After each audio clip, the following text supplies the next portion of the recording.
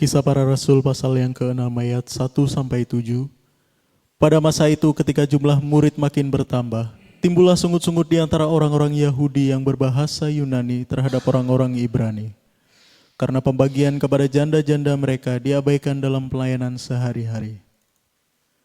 Berhubung dengan itu, ke-12 rasul itu memanggil semua murid berkumpul dan berkata, "Kami tidak merasa puas, karena kami melalaikan firman Allah untuk melayani meja.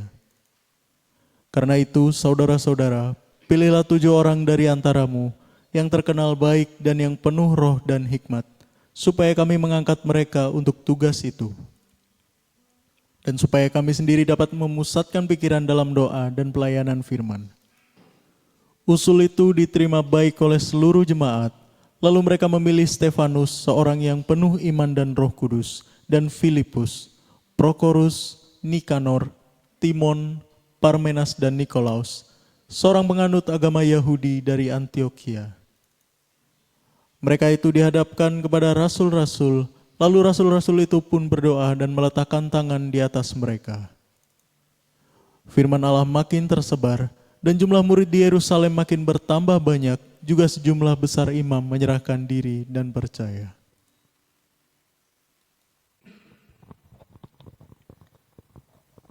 Oke, shalom semuanya. God bless ya. Baik, hari ini kita masih lanjut tentang bagaimana sebuah perkembangan itu akan menimbulkan efek negatif, di mana akhirnya terjadi perpecahan, terjadi sungut-sungut, merasa terabaikan, terpinggirkan, di mana mujizat Allah bekerja tidak mengubahkan karakter yang buruk yang dimiliki seseorang menjadi baik. Sebagai contoh, orang-orang yang mendapatkan kekayaan dengan cepat, dia akan terus dikejar untuk rasa pernah miskin, rasa kekurangan ketika sebelum dia menjadi kaya. Sehingga kemarin kita belajar bagaimana akhirnya mereka, karena beban daripada kemajuan itu, mereka akhirnya berhenti, tidak meneruskan lagi. Entah itu pekerjaan yang berkembang tapi berbeban berat, entah itu perkembangan keluarga yang akhirnya punya anak dan sebagainya, entah itu beban pelayanan yang berkembang, semakin banyaknya pelayanan atau semakin banyaknya orang-orang yang dilayani. Ada 2 hal yang terjadi. Biasanya seperti itu, bahwa ada yang berhenti dalam perkembangannya dengan berbagai macam alasan. Ada yang tidak pernah puas dengan perkembangannya, sehingga orang-orang yang mendapat kekayaan, orang-orang yang mendapat kemajuan dalam pekerjaan, dalam bisnis, dalam pelayanan, akan kemaruk dengan harta, akan serakah dengan apa yang mereka dapatkan, sehingga mereka akan membangun lebih dan lebih lagi. Akhirnya rata-rata mereka terpuruk. Saudaraku, inilah arti di mana hari ini kita belajar untuk sebuah perkembangan. Tetapi kita belajar daripada Rasul Petrus yang di awal kita belajar dari karakter dia yang salah. Tapi hari ini kita belajar karakter dia yang benar, keputusan yang benar dan baik. Mari kita tengok ayat 2. Berhubung dengan itu, ke-12 rasul itu memanggil semua murid berkumpul dan berkata, "Kami tidak merasa puas karena kami melalaikan firman Allah untuk melayani meja." Nah, ini saya akan pecah dulu saudaraku pengertiannya. Yang pertama, ternyata para rasul melayani pelayanan meja itu adalah pelayanan kasih, pelayanan untuk orang-orang miskin. Para rasul melayaninya. Tetapi kenapa orang-orang Yahudi yang berbahasa Yunani itu berselisih dengan orang-orang Ibrani?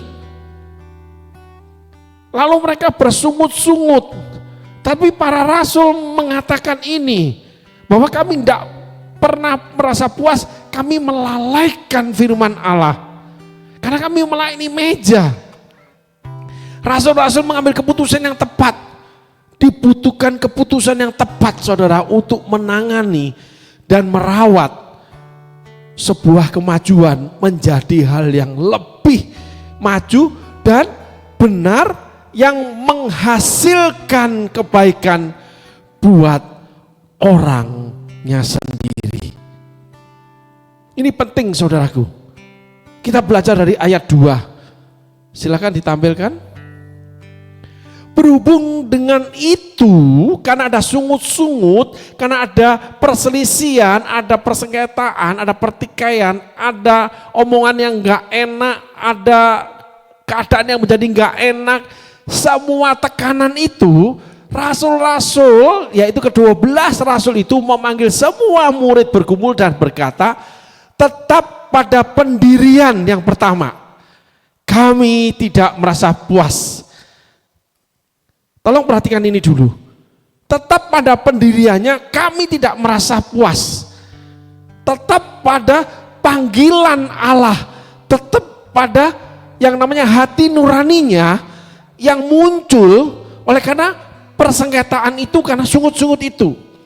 Para rasul tidak dapat digoyahkan oleh kebutuhan orang lain yang tidak benar. Tetapi tetap dia selesaikan untuk menjadi benar. Kita belajar dari keputusan ke-12 rasul, saudaraku, di mana mereka tetap berpegang teguh, kami tidak merasa puas karena, lanjutnya, kami merasa tidak puas oleh karena, tolong ditayangkan ayatnya, karena kami melalaikan firman Allah.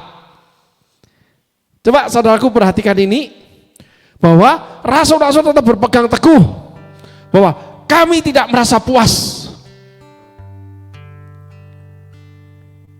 dengan pekerjaan yang Tuhan berikan kepada kami. Rasa tidak puas itu harus tetap ada kalau kita dipanggil untuk berkeluarga, kalau kita mendapat anugerah dititipkan anak, kalau kita mendapatkan kemurahan Tuhan dengan diberikan kekayaan, kalau kita mendapatkan kasih karunia dan anugerah untuk melayani pekerjaan Dia, harus ada rasa tidak puas. Bukan karena ekonomi yang maju, pekerjaan yang makin banyak, bukan karena kesibukan di rumah tangga, lalu mengurangkan panggilan terhadap Allah. Saudaraku perhatikan ini, rasul-rasul memegang teguh bahwa kami tidak puas karena kami melalaikan pemberitaan firman Allah. Karena kami melayani pelayanan kasih. Keadaan itu dibalikkan oleh rasul-rasul, tapi akhirnya ada jalan keluar loh untuk menyelesaikannya. Sehingga banyak anak-anak Tuhan ketika berjalan bersama Tuhan, ketika mengikut Tuhan, mulai diberkati Tuhan, mulai diberi kelimpahan, mulai dipakai Tuhan, malah dia meninggalkan panggilan Tuhan. Keputusan yang salah, merasa bahwa apa yang dia terima itu lebih penting daripada apa yang dia lakukan.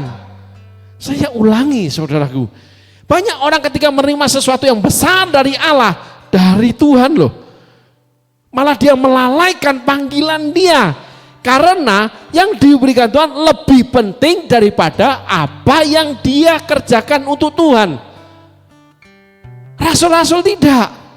Ketika pengikut Yesus yang digembalakan oleh 12 rasul, mereka bersungut-sungut, mereka ketika merasa kurang, rasul-rasul tetap pada pendiriannya terhadap panggilan yang Allah sudah tetapkan. Bahkan mereka mengatakan, kami melalaikan firman Allah oleh karena pelayanan ini. Dua-duanya mereka kurang melakukannya. Mereka melalaikan pemberitaan firman, di mana akhirnya diputuskan mereka fokus ke sana. Mereka juga melalaikan pelayanan meja karena akhirnya diambil keputusan orang yang harus mengurusnya. Sebuah persengketaan ditangani ditangani oleh rasul-rasul dengan mendudukkan masalahnya pada keberadaan masalah itu sendiri. Tidak mencari kesalahan yang lain. Namun dasar hari ini kita belajar bahwa ke-12 rasul tetap berpegang pada panggilannya. Sehingga segala perkembangan hidup kita tidak boleh menggoyahkan, tidak boleh meninggalkan, melenyapkan panggilan Allah yang Allah sudah tetapkan, yang sudah dikerjakan Allah, yang sudah kita lakukan atau kerjakan. Itu keputusan yang salah kalau kita melakukan itu. Tetapi hari ini kita belajar para rasul, mereka berdiri kokoh dengan panggilan yang sudah mereka kerjakan. Tapi oleh karena masalah ini membuat mereka harus memutuskan kedua-duanya harus dikerjakan, tetapi diambillah solusi bahwa harus berbagi tugas. Sehingga masalah suami istri yang mungkin ada satu pihak merasa lebih terbeban. Mungkin di dalam pekerjaan, di dalam usaha, mungkin ada yang merasa lebih melakukan. Atau di dalam pelayanan, itu harus mendudukan masalahnya, keberadaan masalah itu seperti yang rasul-rasul lakukan. Kalau disebabkan perkembangan lalu menimbulkan ekses negatif, sungut-sungut, dan mereka saling berseberangan, saling bersengketa. Baik itu para hamba-hamba Tuhan, baik itu para karyawan staf, baik itu suami istri dengan anak. Sehingga semuanya yang lahir rasa tidak puas karena rasa manusiawinya itu akan terpuaskan karena ditangani dengan semestinya, tetapi tidak meninggalkan kebenaran firman Allah. Amin saudaraku. Tuhan Yesus memberkati. Terima kasih.